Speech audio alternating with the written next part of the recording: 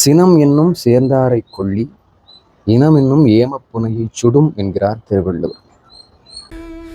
கோபம் தன்னை சேர்ந்தவரை அழித்துவிடும். அது உறவுகளையும் எரித்துவிடும். நண்பர்கள் என்னும் பத்தையும் அது அழித்துவிடும்.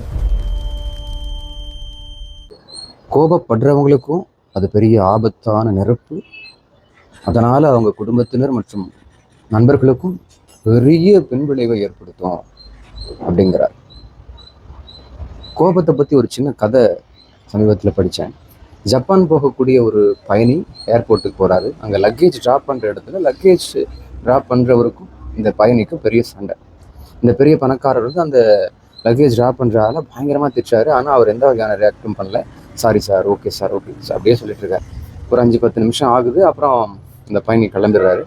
பக்கத்தில் இருந்த ஒருத்தர் கேட்குறாரு, ஏன்பா அந்த பெரிய மனுஷன் ஒன்று அப்படி திட்டா, ஆனால் நீ எதுவுமே ரியாக்டே பண்ணலையே அப்படின்னு சொல்லி.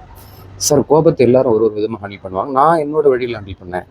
அவர் ஜப்பான் போகிறார், ஆனால் அவர் லக்கேஜ் எல்லாம் அமெரிக்கா போயிட்டுருக்கு அப்படின்னு சொன்னாராம். ஸோ இந்த மாதிரி நம்ம கோபத்தை ஹேண்டில் பண்ணக்கூடாது. கோபத்தை நிதானமாக ஹேண்டில் பண்ணோம் இல்லையா? நன்றி, வணக்கம். நான் உங்கள் வெங்கடேசன். இது உங்கள் பிபிவி மீடியா தமிழ்.